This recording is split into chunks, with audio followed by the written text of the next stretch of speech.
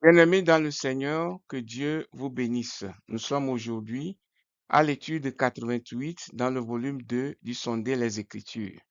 Mais bien avant d'aller plus loin, inclinons-nous dans la prière. Dieu de grâce, Dieu de bonté, merci de nous réunir encore à tes pieds. Merci de nous donner la force de voir ce jour. Nous prions que tu ouvres notre entendement à comprendre les vérités spirituelles cachées derrière cet enseignement. Instruis-nous, enseigne-nous, édifie-nous, polis notre foi en préparation de l'avènement de notre Seigneur Jésus. Merci pour ta parole. Dans le nom de Jésus, Amen. Donc, comme je le disais tantôt, nous allons aborder ce matin la leçon 88 dans le volume 2 du Sonder les Écritures. Donc, notre verset à mémoriser se trouve dans Marc chapitre 10, verset 47. Ayant entendu que c'était Jésus de Nazareth, il se mit à crier, Jésus, fils de David, aie pitié de moi. Le texte d'étude se trouve dans Marc chapitre 10, versets 46 à 52. Marc chapitre 10, versets 46 à 52. Donc, dans cette leçon, nous voyons la rencontre de notre Seigneur Jésus-Christ et la guérison de Bartimée l'aveugle. Cette leçon se concentre sur la guérison de Bartimée l'aveugle par Jésus-Christ. L'histoire révèle à la fois une restauration physique et spirituelle. Vous voyez, quand vous venez en contact du Seigneur Jésus-Christ, l'effet de cette rencontre n'est pas seulement physique, il est aussi spirituel, car il est venu chercher et sauver les brebis perdues de la maison d'Israël, et par ricochet, tout pécheur dans le monde entier. Quand vous prenez le cas, par exemple, de l'apôtre Paul a rencontré Jésus et sa vie n'est plus la même. Je prie que toi aussi, tu aies cette rencontre personnelle avec notre Seigneur Jésus-Christ et que ta vie ne demeure plus la même au nom de Jésus. Que la parole d'aujourd'hui te fortifie, t'encourage, t'amène à prendre une ferme résolution. Si tu avais désobéi, à te repentir, si tu n'as pas encore fait la paix avec Dieu, à accepter le Christ, si tu es chrétien, sois fortifié au nom de Jésus. Donc, elle nous enseigne à la fois la persévérance et la réponse appropriée à la miséricorde divine. Vous voyez, dans la vie, nous avons des problèmes que nous arrivons à régler, d'autres que nous ne pouvons pas. Et c'est en ce moment précis que nous avons besoin de l'intervention divine. Et quand Dieu nous offre ses services, sa miséricorde, sa bonté, nous devons être intelligents, avoir le discernement pour l'accepter et non le rejeter. Alors, la leçon est conçue pour une étude biblique destinée aux adultes et elle appelle donc tous les croyants, les enfants de Dieu, à démontrer de la compassion les uns aux autres. Que le Seigneur nous aide à avoir cette compassion qu'il a eue pour Bartimée. Alors, l'étude de l'enseignement, c'est la guérison de Bartimée l'aveugle. Alors, qui est Bartimée? Bartimée dans le contexte. Bartimée était un homme aveugle, aussi assis au bord du chemin et mendiant. Il vivait donc à Jéricho, une ville très très fréquentée. La cécité ou l'aveuglement le plaçait donc dans une situation de grave désavantage. Il dépendait de la charité pour survivre. Donc, quand il sort dans la rue, si les gens donnent, il peut manger le jour-là. Si personne ne lui offre, vous voyez, la journée peut être difficile à supporter. Il dépendait donc de la charité pour survivre. Sa situation reflète une profonde réalité humaine, c'est-à-dire la vie de l'incroyant, du non-chrétien. Quand on n'est pas un enfant de Dieu, on est comme un aveugle. Mais si cet aveuglement spirituel continue d'être dans ta vie, ma prière pour toi et pour tous ceux qui n'ont pas encore donné leur vie à Jésus, que leurs yeux s'ouvrent, qu'ils acceptent d'être en relation personnelle avec notre Seigneur et Sauveur Jésus-Christ. Alors, la première partie de notre étude, la sollicitude de Dieu envers les nécessiteux. La sollicitude de Dieu envers les nécessiteux. Nous voyons dans notre passage ici que Jésus pouvait feindre et continuer son passage, mais lorsqu'il entendit la voix désespérée, les cris d'espoir de Bartimée, il s'est attardé avec lui et il a fait ce qu'il fallait. Donc Dieu a commandé à son peuple de prendre soin des pauvres et des démunis. Donc Jésus-Christ, lui-même étant l'exemple parfait, et voyez, l'homme était pauvre, il était aveugle, il avait une sérieuse limitation physique, mais Jésus n'est pas passé outre, il l'a guéri. De la même manière, parmi nous, il y a des gens qui sont pauvres ou sont d'une condition sociale humble. Si nous avons la possibilité, et Dieu nous a bénis avec de l'argent, du travail, des relations, des connexions ou toutes choses que notre frère ou notre soeur dans la nécessité peut utiliser, ne fermons pas nos mains. Donnons, aidons, assistons. Et Dieu nous bénira au centuple au nom de Jésus. Donc la loi mettait l'accent sur la compassion envers les faibles. Négliger les nécessiteux était interdit et le soin approprié aux autres reflète le caractère de Dieu. Donc quiconque est de Dieu ne doit pas être sourd ou aveugle vis-à-vis des besoins de son prochain. Les croyants doivent donc pratiquer la miséricorde aujourd'hui. C'était fait dans le temps et nous qui sommes parvenus à la fin du temps, nous sommes aussi appelés à continuer dans cette miséricorde. Que Dieu nous accorde cette grâce au nom puissant de Jésus. Alors, l'aveuglement spirituel des pécheurs. De cet aveuglement spirituel de physique de Bartimée, nous voyons que beaucoup de gens, les pécheurs en l'occurrence, sont spirituellement aveuglés. Les pécheurs sont spirituellement aveugles par nature. Le péché obscurcit donc l'intelligence du cœur. C'est pourquoi quand nous chrétiens nous sortons parfois pour partager l'évangile de paix, pour prêcher la repentance, les gens, bien qu'ils comprennent le message, feignent de ne pas comprendre ou carrément négligent de prêter attention ou dans certains cas refusent carrément de coopérer avec Jésus-Christ. Donc le péché obscurcit l'intelligence du cœur et ils ne peuvent pas voir clairement la vérité de Dieu.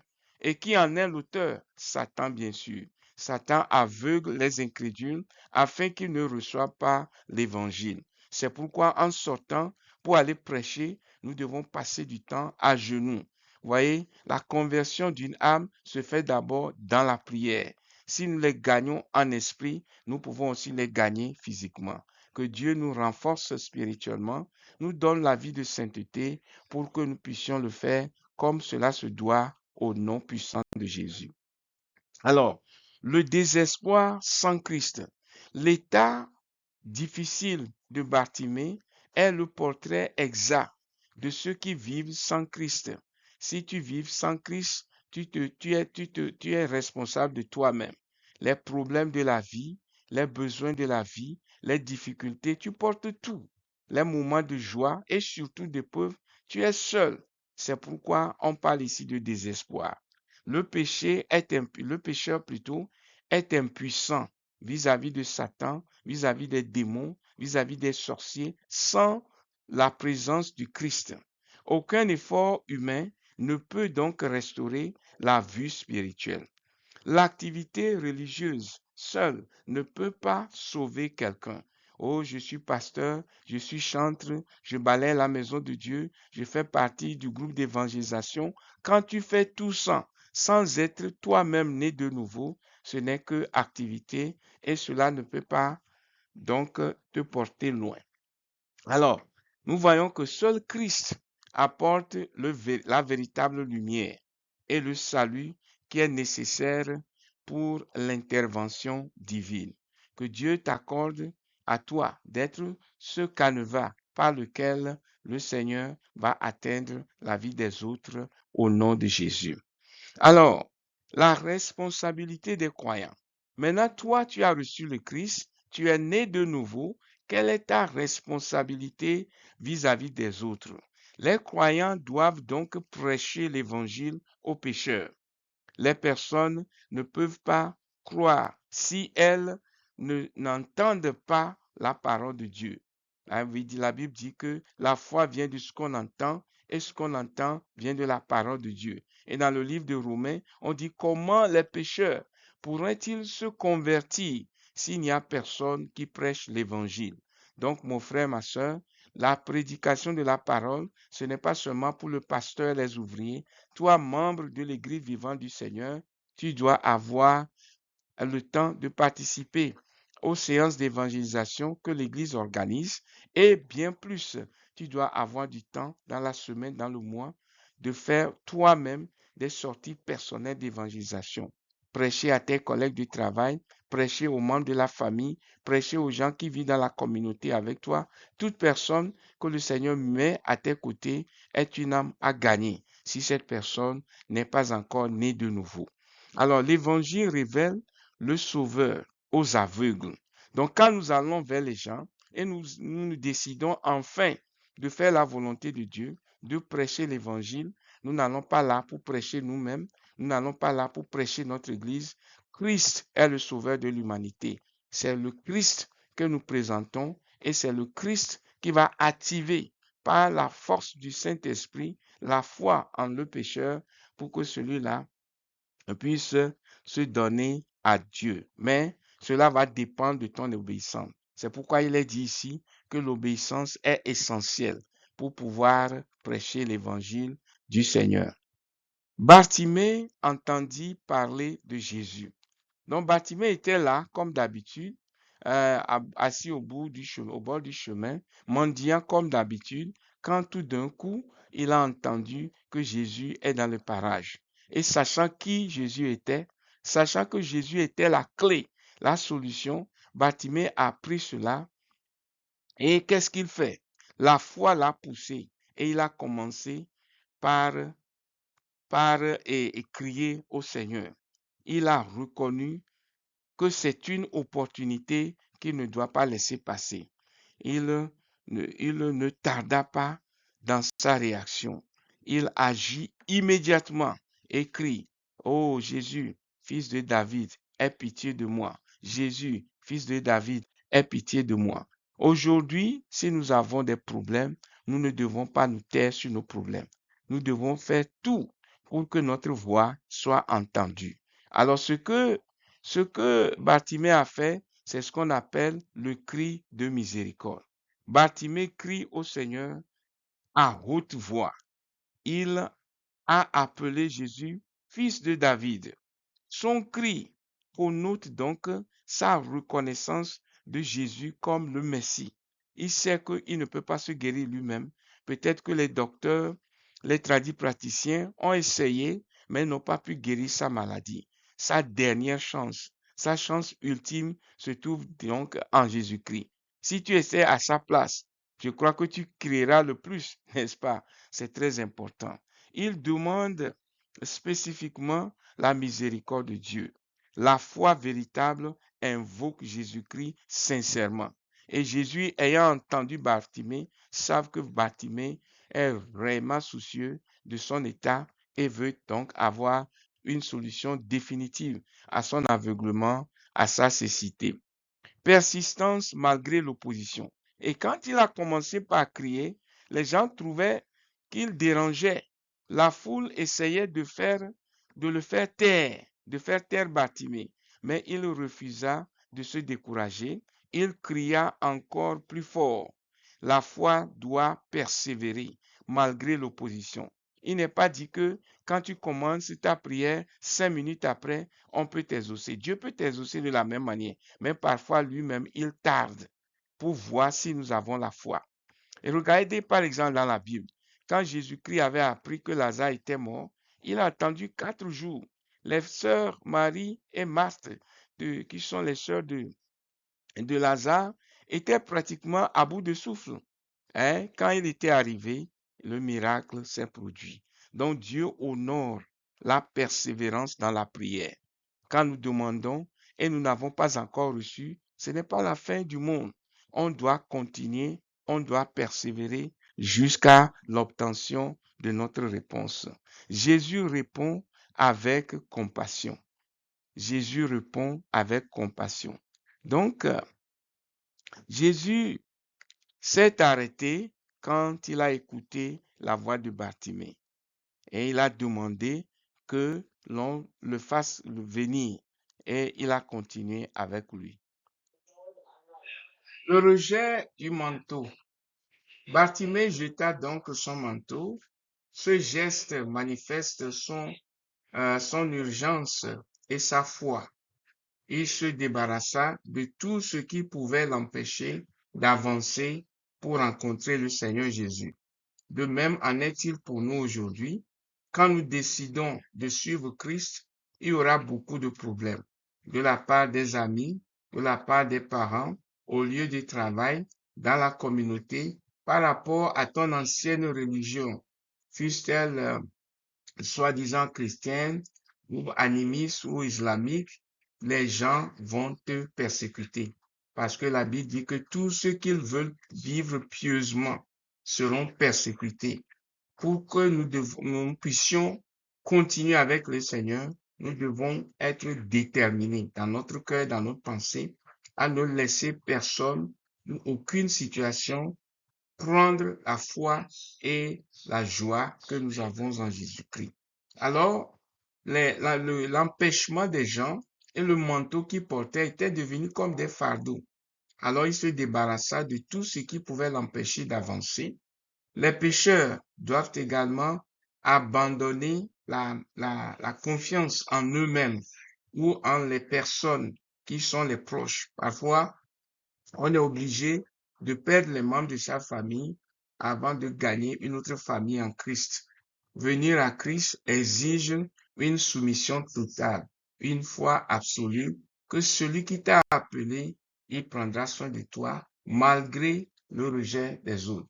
Que le Seigneur nous accorde ce type de foi au nom puissant de Jésus. Alors, la foi qui reçoit la guérison.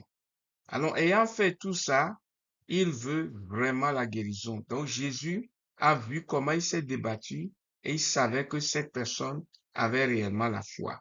Jésus demanda à Bartimée ce qu'il désirait. Bartimée demanda à recouvrer la vue. Sa demande était claire et pleine de foi. Il savait qu'il n'y a de solution en aucune personne si ce n'est en Jésus-Christ. Sa demande était donc claire et pleine de foi. Jésus confirma sa foi en le guérissant. Dès ce moment où Jésus pria pour lui, la cécité, l'aveuglement n'est plus. Il peut voir et il était rempli de joie. La foi ouvrit donc la possibilité de la guérison, le pouvoir de la guérison, l'opportunité de la guérison. As-tu des problèmes aujourd'hui? Es-tu malade? Passes-tu par des situations difficiles? Veux-tu que quelque chose change dans ta condition, dans ta situation? Fixe tes regards sur Jésus, comme l'a fait Bartimée. Prie et espère dans la foi et tu verras tes désirs s'accomplir au nom puissant de Jésus. La restauration immédiate. Puisqu'il fit confiance à l'Éternel à travers Jésus-Christ, Bartimée recouvra immédiatement la vue. La guérison fut complète et instantanée, c'est-à-dire au dernier mot du Seigneur Jésus-Christ, il recouvrit immédiatement la vue. La puissance de Jésus fut donc pleinement manifestée. Jésus a la puissance sur les maladies, il a l'autorité sur les difficultés, tout ce que vous pouvez imaginer comme problème auquel un humain peut être confronté, Jésus est la solution. Aie foi, aie foi, aie foi, et tu ne seras pas désespéré au nom puissant de Jésus. La foi produit donc une véritable transformation. Celui qui, à l'instant T, était un aveugle, assis qui mendiait et qui vivait de la charité des hommes, a recouvré la vue. Il pouvait travailler comme il peut et gagner son pain sans dépendre de quelqu'un. Sa situation vient d'être changée instantanément. C'est ce que Dieu fera pour toi. Si tu pries et tu gardes la foi, si tu persévères et tu ne laisses pas les hommes ou les circonstances te détourner de ta foi en lui. Donc Christ ressort tout le corps, toute l'âme et tout l'esprit. Que Dieu nous accorde cette foi de toujours espérer en lui et de recevoir de lui chaque fois que nous sommes dans le besoin au nom puissant de Jésus.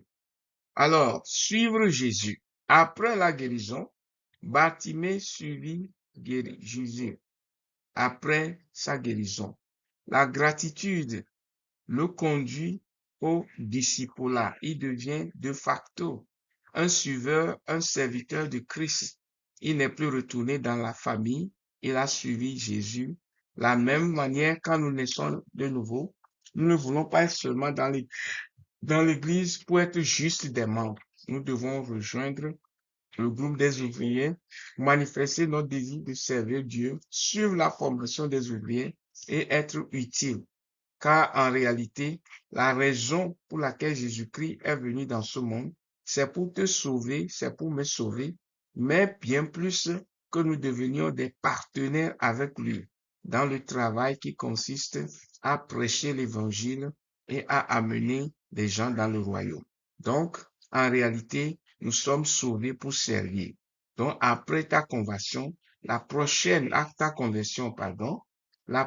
étape, c'est de chercher à servir Dieu. Il a des dons qu'il a placés en toi. Tu dois prier, découvrir ces dons-là. Et aussi, tes dirigeants, découvrant ces dons en toi, vont te placer soit dans la chorale, soit pour enseigner, soit pour faire la surveillance. Il y a beaucoup de choses à faire en dehors de la maison, qui est l'évangélisation, et dans la maison, les différents ministères pour lesquels Dieu nous a appelés. Donc, suivre Jésus est une preuve de notre foi. Si tu veux montrer à tous et à toutes que tu es réellement né de nouveau, tu dois devenir un serviteur, un disciple du Christ. Le chrétien doit donc marcher dans la voie du Seigneur. Celui qui a le Seigneur comme son sauveur ne peut plus marcher autrement que par sa parole, par sa volonté.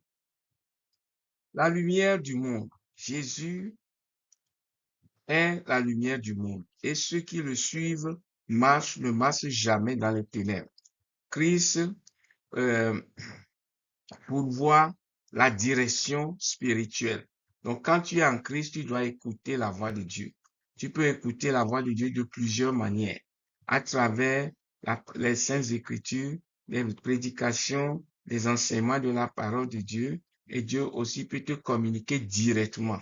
Tu peux écouter sa voix, ça dépend de ton degré de consécration et ce que Dieu veut faire de toi. Nous avons l'exemple du petit Samuel dans la Bible. Quand il avait commencé à servir dans le temple, il ne savait pas comment Dieu parlait. Jusqu'au jour où Dieu l'a appelé. 2 fois, il ne savait pas que c'était Dieu. La 3e fois, Élie, le prophète, a su. Il lui a dit, quand le Seigneur t'appelle, dis Seigneur, me voici. Vous voyez donc, Dieu parle de diverses manières. Nous devons cultiver notre vie d'intimité dans la prière au point de savoir que Christ peut nous parler en tout temps. Alors, suivre Jésus dans toute la vie et un jour espérer entrer dans le repos éternel. Qu'il en soit ainsi pour toi et pour moi au nom puissant de Jésus. Les leçons que nous pouvons tirer de la vie de Bartimée. Premièrement, nous pouvons apprendre que le péché aveugle les hommes spirituellement.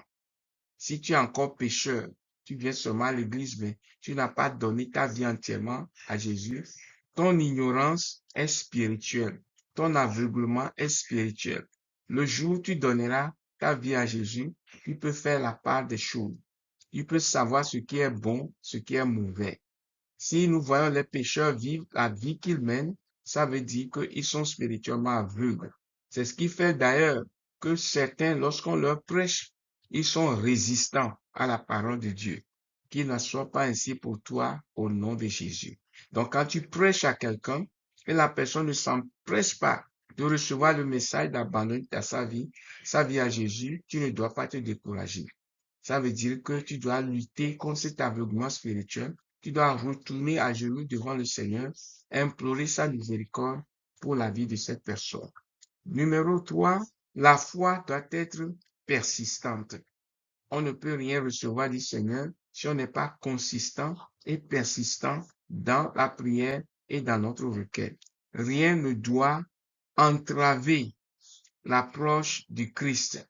Si tu veux t'approcher de Dieu pour prier, peut-être c'est ton emploi du temps de travail, ton schedule qui te joue des tours, ou bien les enfants à la maison. Tu dois tout faire pour mettre de côté les obstacles afin de pouvoir servir Dieu convenablement. Il ne rejette jamais ceux qui le cherchent d'un cœur sincère.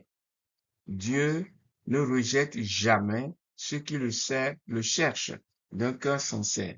À moins que tu n'aies pas venu pour chercher le ciel, quand tu viens dans la maison de Dieu, dans un lieu où on prêche sincèrement la parole, et tu es sincère avec ta foi, il va de soi que tu es déjà sur le point d'aller dans son royaume. Application pour les chrétiens. Les croyants doivent faire preuve de compassion envers les autres. Tel Jésus a été gentil et généreux envers nous, nous devons l'être vis-à-vis des chrétiens et surtout vis-à-vis des pécheurs. Ils doivent annoncer l'évangile avec audace. Parfois, les gens vont vouloir te contredire, les gens vont vouloir te menacer, mais quand tu as l'Esprit de Dieu en toi, tu peux leur résister, car la Bible dit, celui qui est en nous est plus fort que celui qui est dans le monde. La foi doit être exercée chaque jour, voyez, pour tous les besoins que nous avons, que ce soit spirituel, matériel, émotionnel, professionnel, ministériel, nous devons manifester la foi en tout. Donc, c'est pas la foi que tu es sauvé et c'est pas la foi que tu peux désormais demeurer en Christ jusqu'à son retour. La gratitude doit mener à l'obéissance. Puis, parce que Jésus nous a sauvés, nous devons tout faire pour lui obéir. Nous n'avons pas d'argent à lui donner. Il n'a pas besoin de notre argent, mais il a besoin de notre obéissance. C'est pourquoi il a dit dans le livre de Samuel que l'obéissance vaut mieux que les sacrifices.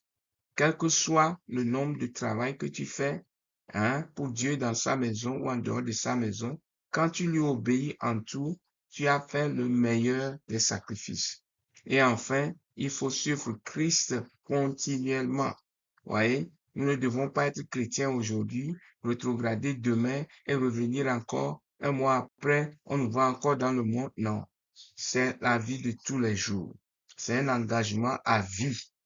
Et le Seigneur nous accordera la grâce de demeurer en lui perpétuellement jusqu'à son avènement au nom puissant de Jésus.